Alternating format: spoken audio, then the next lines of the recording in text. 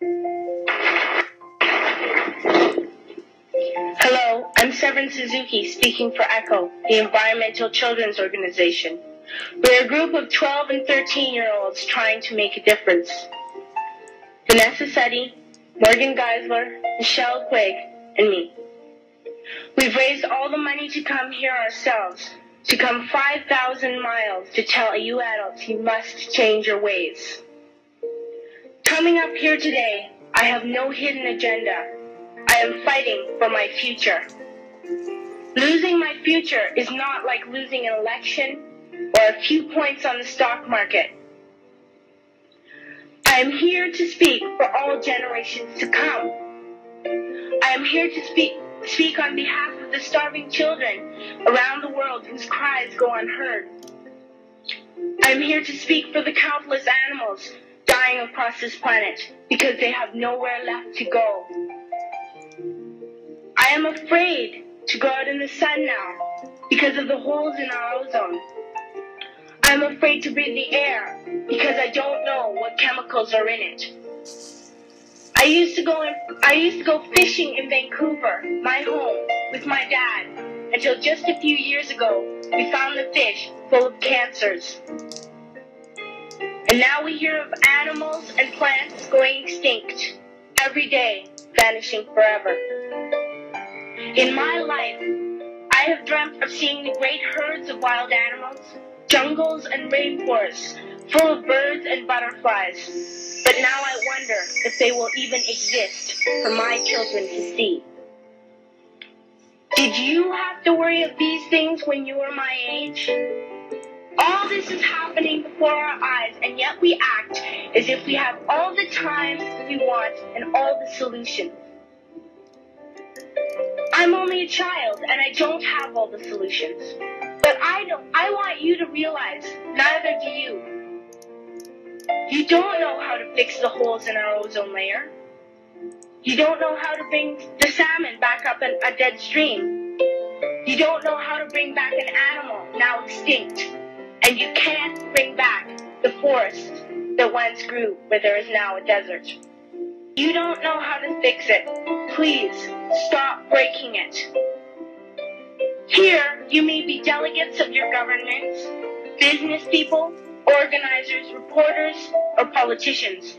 But really, your mothers and fathers, sisters and brothers, aunts and uncles, and all of you are someone's child.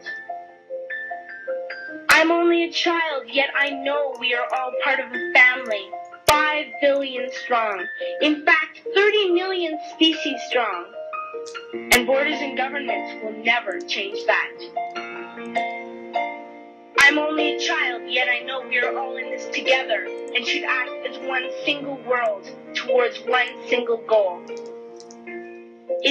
In my anger, I am not blind, and in my fear, I am not afraid of telling the world how I feel.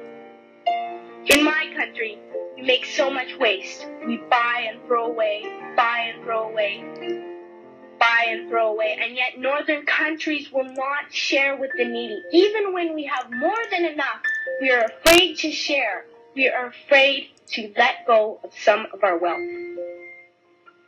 In Canada, we live the privileged life, with plenty of food, water, and shelter.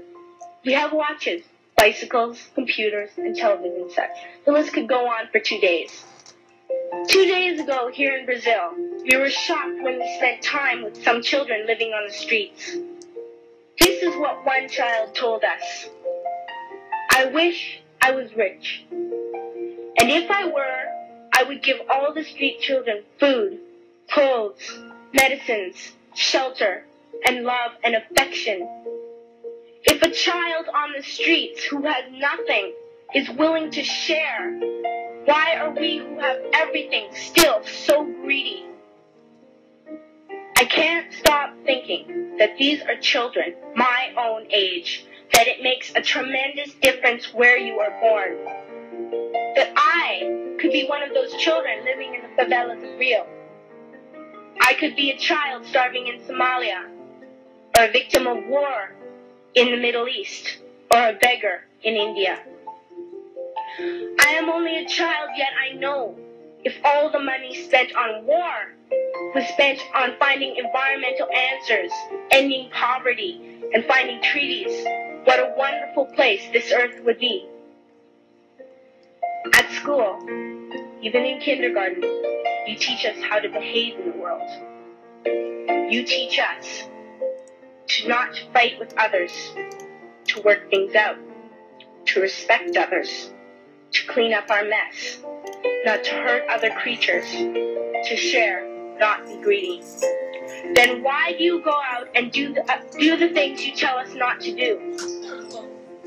Do not forget why you are attending these conferences, who you're doing this for. We are your own children. You are deciding what kind of a world we are growing up in. Parents should be able to comfort their children by saying, everything's going to be all right. It's not the end of the world. And we're doing the best we can.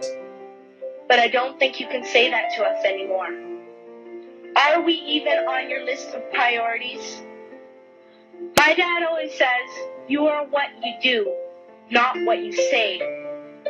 Well, what you do makes me cry at night. You grown-ups say you love us, but I challenge you, please, make your actions reflect your words. Thank you.